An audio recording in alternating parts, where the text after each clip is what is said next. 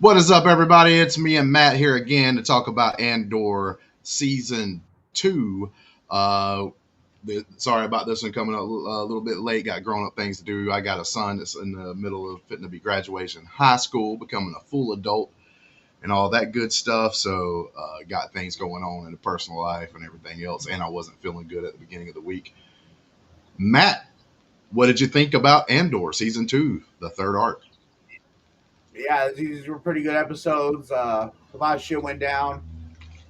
It's cool to see. Really, yeah, I don't know. This show's been really good. I'm happy with it. No, yeah, I totally agree. I liked Andor Season 1. I will say the one thing I will comment on this one right here is this that first arc. I don't think we needed. Yeah, Don't think we needed. Not that I like hated it or whatever, but I do think a lot of people, even with the first season, even though I enjoyed it, I could understand like some people trying to say it's boring and stuff like that. I think the first arc really started out like pretty slow. I think some people still building on that boring narrative, and I don't think that brought too many people in that was interested because they kept hearing people say, "Oh man, this is great. Andor season 1 was really super good. If you stuck it out, you were like it was worth it. The payoff was worth it." Uh, and I actually think season 2's been better than season 1 so far, like yeah, as a whole. But I don't think they probably should have just dumped that first arc. yeah, The first 3 episodes. Like you could have took a couple of that things and integrated it in some. Like you could have still started to show off with him like still in the TIE fighter or whatever, and then just getting somewhere. He doesn't have to like land on the planet where we see the idiot rebels, because like that didn't even come to fruition, right? Because like we didn't really get to see that group of people become the group of people uh, that ends up making Yavin, and that's where they yeah, ended up being at and stuff. And it was like, what was the point in making them look so dumb and everything? But then yet we have a base there, and then we don't even know why we got the base there, yeah, and that kind of thing. And they do skip the year, so I understand that some of that stuff could have happened during those time gaps, but it is what it is.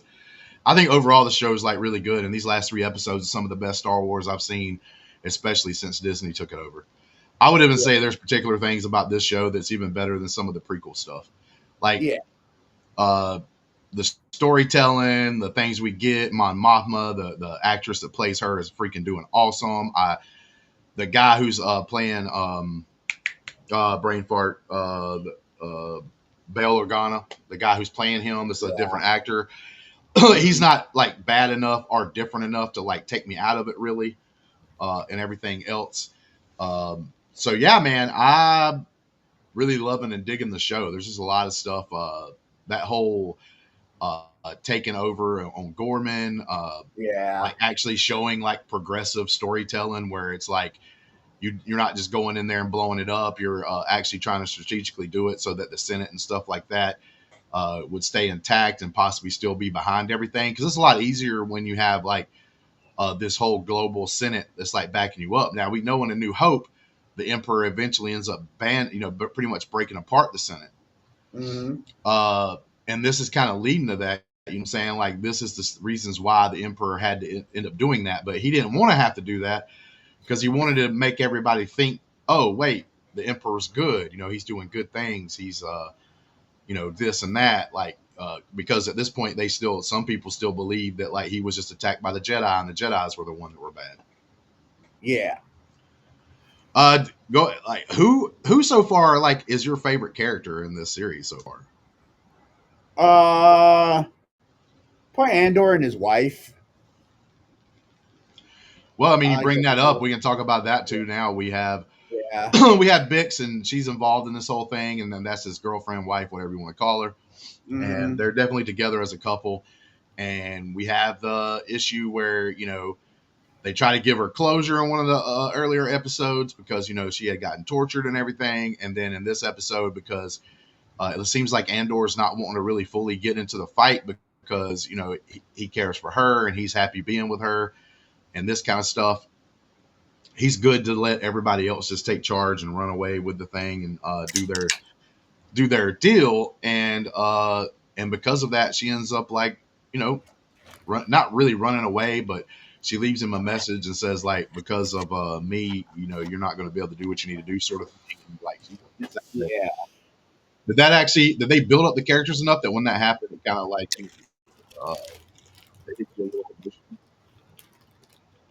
Yeah, I thought they had good chemistry and everything, and you could tell that he really did like her, love her, and uh, it was hard for him to see her gone,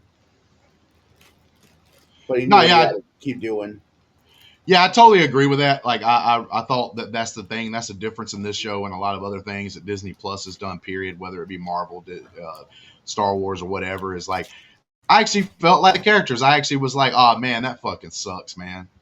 Yeah, Because you didn't want to lose the one that you love, and that's the reason why you were kind of not wanting to fully invest in the rebellion.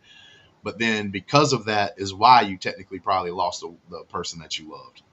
yep, And that's like one of those totally real hard, difficult situations to put in front, put forth in front of anybody. I really dug that. I thought that was really good. Like I said, I love all the Mon Mothma like politics stuff. She's having to go out there and give that speech. We had that going on, and then we had like a group of people from Bel Organa that like one of the people had was like a spy or whatever. And speaking of that, like one of my favorite things is like the Empire's not idiots. yeah, They're not dumb, right? Like they're getting out there and getting stuff done. The stormtroopers, when you see them in this show, actually are kind of scary. You know what I'm saying? Like you actually think they can do something in this show, unlike some yep, of the other stuff, especially Disney has done. They come in and command a present. When you see stormtroopers show up, it's not like, oh, these are the goofy comedy guys or whatever that can't shoot anything or whatnot. You're actually like, oh shit, stuff's about to go down. yeah. And it was But cool seeing him get K2SO. no, yeah, it was cool finding out how he got K2SO and what's that all about. Yeah, He busted, or not him, but like, you know, Serial busts into the. He didn't really bust into a room. He was told to go into a room. When he stepped in there, there's like 5 or 6 of these big ass, gigantic, like Empire like droids that are basically there for yeah. to And they were attack wrecking people and shit shit. earlier during the Oh yeah, massacre and bro, all that that. They was were cool as shit. All that stuff looked good. You can say that yeah, about this show, is everything they do looks fucking good. Like even when they're on yeah, that planet with the cornfields, like in the first block that I was just talking about, that the stuff that kept me going during that first 3 episodes was how good it looked. Because like even that planet that you could look at as being boring, like still looked really good. yeah, Like it looked like it was a real place. You know what I'm saying? Like, and that's one of the things that like looks really good and really cool about this show and everything else. You can tell they actually spent money on production and all that good stuff and took time and spent money with it and everything else and care. Um, yeah. They weren't just shooting the volume. right. With that being said, Cyril, our boy Cyril, man, he finds out like he's one of these interesting characters that works for the Empire. He thinks the Empire is not bad. He's doing his thing. He's trying to find people that are bad or that he thinks is bad that's going against the Empire and stuff like that. And in these 3 episodes, you can he's like, you know, being like a double agent right now because he's like helping out those people that are doing the things. But see, he thinks he's like getting them trapped so that like uh, they can get caught and all this good stuff. He doesn't know that technically the Empire is trying to basically destroy the planet and everything else. Um, Yeah, but then he finds out, and his girl has to tell him. And I think that's one of the coolest scenes in the series so far when he kind of loses it finally. Because he's like this guy who like is trying to be accommodating and everything else. He's got his mom who's like this very big like presence and everything and kind of runs his life to a certain point. So like, he's technically being a little lack of a better term, a little bitch. And then but then in this scene when he finds out, like she's kind of the dominant person in the relationship, but then like he finally like, oh shit, no, I'm not dealing with this crap anymore. And he finally kind of breaks and he like uh basically takes control, and you can see the in her eyes. I thought that was like a really kind of like well acted scene all around by her and him in that particular scene, mm-hmm. where he just kind of steps up out of nowhere, and then he starts trying to take control, and then he's but he's also realizing like everything he believed was a lie. Yeah. And I'm gonna be honest with you, when you look at real world stuff here, in that moment, I think that's why like a lot of people, doesn't matter what side of the aisle that you're on when it comes to like things like your beliefs in the world. That's why so many people, no matter if they make the dumbest sense, and doesn't matter like how stupid it seems or is, just because you believed in it for so long or you thought you was going the right path for so long, it's so hard for people to like change, and they get like directly entrenched into that line of thinking, right? Their ideologies, and like they can't accept that, oh God, I was wrong. Because like in that moment, like he just snaps, like he loses everything in like a few moments. Everything he believed in, was shown to him to be a lie now. And he finally realizes that, and it's like super hard to take. So a lot of people, like in real life, would just they'll, even though they know it's stupid or dumb in that particular instance, will just keep doing that same thing no matter what, and they'll just die on the hill because they don't want to say, oh, half my life's been a lie kind of situation. Yeah. But there is, like I said, it was some of the best Star Wars I've seen in a long time. I'm not gonna lie to you. Storytelling, everything everybody's doing makes sense. The Empire looks dangerous. The rebellions are trying to be that up and comer, and they're slowly getting their shit together and everything else and all this stuff. Uh, it's just, man, it is so interesting and so good. And I think everybody that plays a part of this, from Krennic, who we all know from Rogue One, he's stepping in and doing his job in the show, is doing good. All these side characters, I can't remember the name of the guy, but the old white-headed guy who's like part of the ISB, freaking awesome. He does a damn Mm-hmm. awesome ass job in the show. There's just so many kudos to hand around. Like I said, there's a couple of moments in that first 3 episodes that me and you like complained about and stuff, and that we were kind of like, oh, this is kind of stupid or whatever. But that went away fast. Like that next block, it Yeah. got better. The next one got better, and stuff like that. So I am pretty excited because, like I said, we're recording this late. We're about to be able to watch either tonight or tomorrow. Watch the next 3 or maybe the last 3. Yeah, the last 3. Yeah, it'll be the last 3 episodes, and I'm pretty excited about what we could get in these last 3 episodes. Yeah. Coming down just because of the way they set this up. It's good storytelling, like I said, and finally we're starting to get some of the action, like and stuff like that, where we got the whole massacre or whatever went on at the end of this episode. How did you like that played out? Like the whole Gorgon, the rebellious people over there doing their protesting and stuff like that, and then they ended up getting like mowed down. Yeah, it's crazy seeing it go down because at first it seemed like they could maybe keep it under control or whatever, but then when shit got out of hand, they got out of hand quick, and they were just shooting anything and everything. But here's the point, man. This is what I liked about it. Good writing, good storytelling is, like I said, the Empire's dangerous. They literally send out and this is what's good about writing when it's good, is these guys show up. They're obviously freshmen, just signed up on the dock, wanting to be for the Empire. So the leaders over there, and am I saying it? Is Gorgon? No, I thought it was Gorgon or something. Yes. Anyway, I might be saying the name of the planet wrong. Yeah, I think it's Gorgon or whatever. So they show up, they're sitting there, everything's going down. These newbies show up. The leaders over there are like, nah, man, we got to get them ready and everything else. And they got like this commanding officer who just does what he's supposed to do kind of situation. So he's like, okay. And then like you're having this thing that's almost like a riot. They're just out there yelling and stuff, though. They really haven't done anything violent yet or any of that stuff. And then you send those guys out there in the middle of that on purpose. Mm-hmm. Like, that's what I'm talking about. And when they show up, they make a point to tell you these guys are basically idiots. They can't even line up in formation right. They don't even know how to march, really. Yeah. And then when you see what happens to them when they get forced to go out there, and they're just basically sending them out there to die. You don't know that when you're watching the show, but then whenever they get out there, they even have a dude on the roof that's a snipers, and they take out one of their own guys on purpose, so that the guys that were out there, oh God, one of our guys got shot. Oh shit, we got to start doing shit. So then chaos breaks out. And they did that on purpose. That was like super genius and smart. Like if you're part of the bad team, right?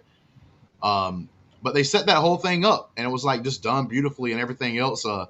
But during the chaos, we had Serial, like I was just talking about, that was in a really powerful scene.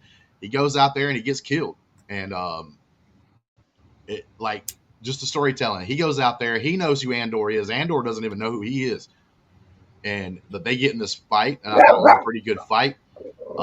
Serial held his own, and Serial even gets the upper hand. He gets like the gun. He's about to shoot Andor, and he says something, and then like he gets shot in the freaking head out of nowhere, and it's the old guy who's like part of the rebellion there, and then I think that guy even gets killed. Like pretty much everybody's getting slaughtered out here, and Andor's able to escape because of that. But it was just good stuff, man. You just see that moment where Andor's like, "Who are you?" Yeah. The one Like, thing though, it kind of bothered me how long he took to shoot before he got shot in the head. Because I was just like, dude, like this is way too long. I don't know. That one little just like 5 second pause was too long for me. I will agree to a certain point, uh, but you know, when you see things and you're watching things like we do, there's a lot of similarities sometimes and things you want to point out and say. One of these things I've said a couple times. Everything else is so good when you have that like like you said, like maybe it was a couple of more seconds longer than what it needed to be kind of situation. Yeah. I don't care as much.